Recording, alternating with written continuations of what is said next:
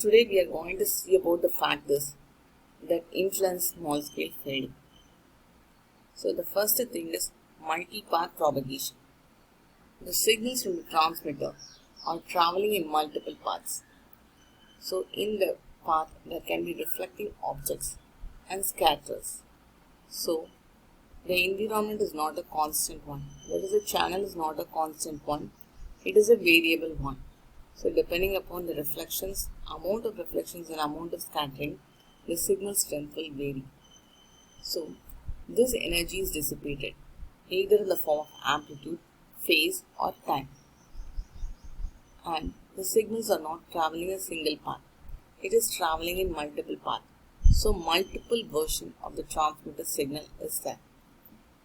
So when these signals receive at the antenna receiver portion, they can be displaced with respect to one another, both in time as well as distance. And these signals can have random phase and amplitude. So each and every signal traveling in multiple paths will have a different phase and amplitude. So this will cause changes in the signal strength. Thereby, it induces small scale fading. Or the shape of the signal can be distorted, or both the signal strength as well as shape can vary. And because of the multiple path it is traveling, the time required to propagate and reach the receiver will be different. So this can cause a signal to penetrate into the neighboring signal, and it can lead to intersymbol interference. The second factor is the speed of mobile. So the user is not at a particular location. He is always in movement. So there is a relative motion between the base station and the mobile. So this can lead to a frequency modulation, and this is called Doppler shift we say. So the Doppler shift can be either positive or negative. It is positive when the user is moving towards the transmitter, and it is negative when he is moving away from the transmitter. So the Doppler shift can be either positive or negative depending whether the user is moving towards or away from the transmitter. Third factor is the speed of surrounding objects. If all the objects in the channel are in a stationary means no problem. But in the radio channel the objects are in movement.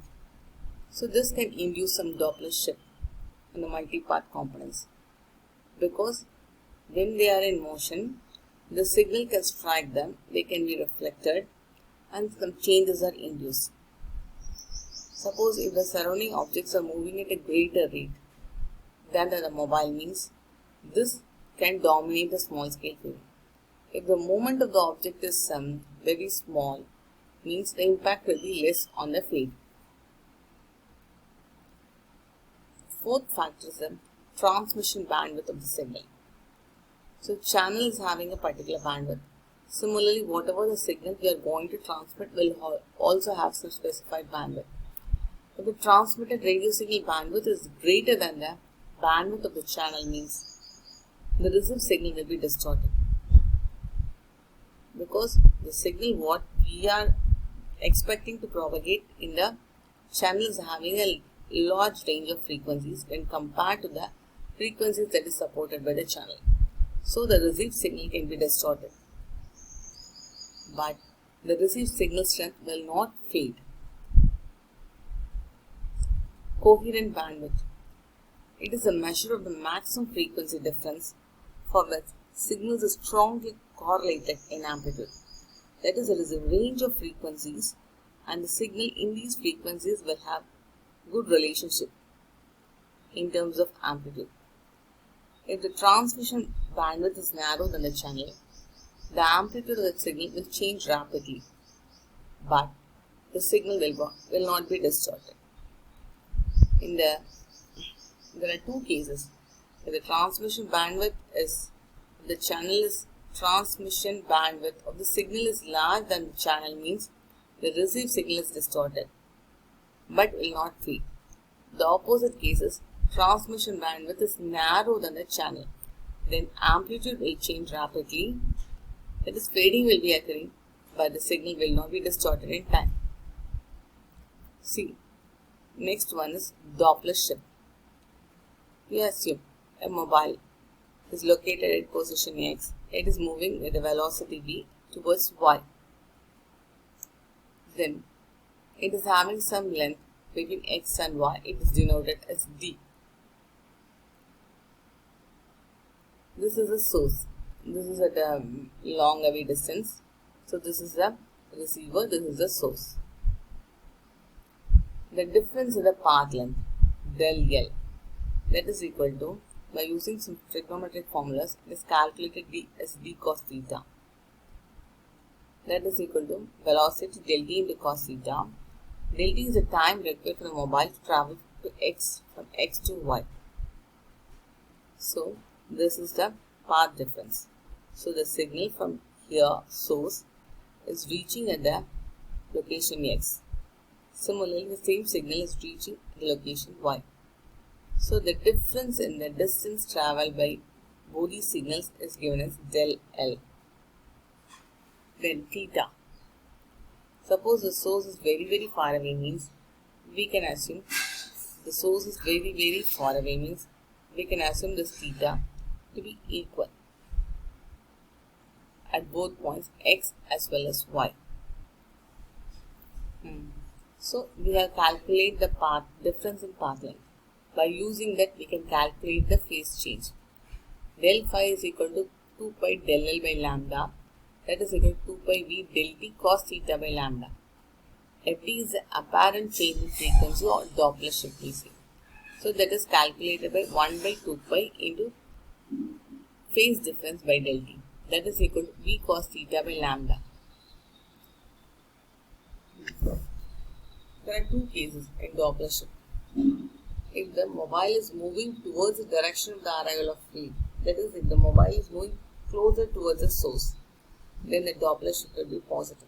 That is, you can hear a very example. If you take the train case, if you are moving toward the train is moving towards you means the sound you hear will be increasing. That is, the frequency is increasing. So the apparent frequency is increased. Suppose if you are moving away from the train means the Doppler shift is negative and the apparent received frequency is decreased. Multi-part components with continuous wave signal. That is, if the signal is traveling in a single path means no problem.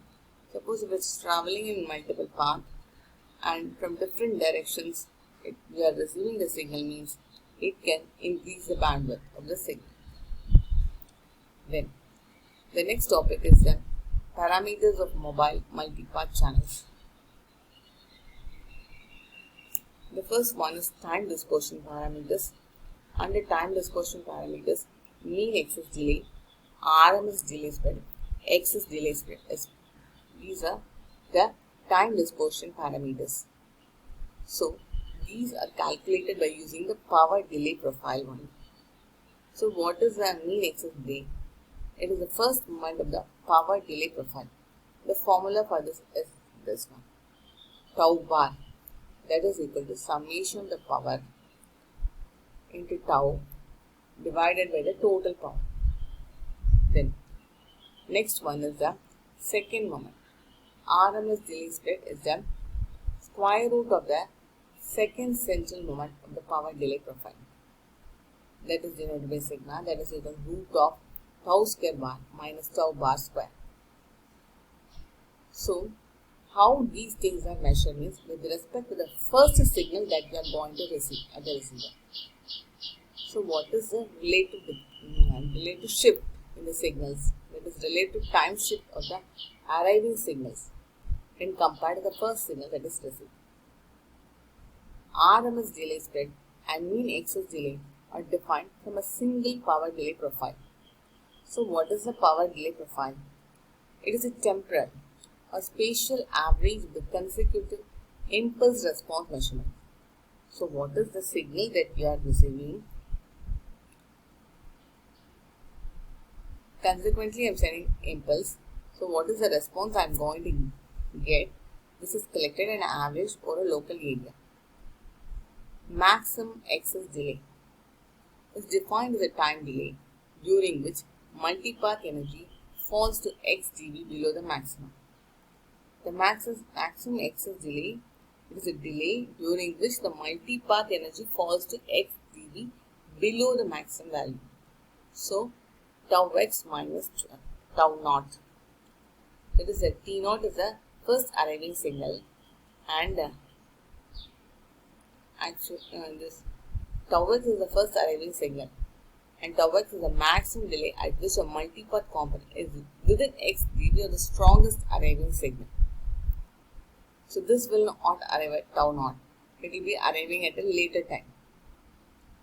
So this will be defining the signal with respect to time, that is above a particular threshold.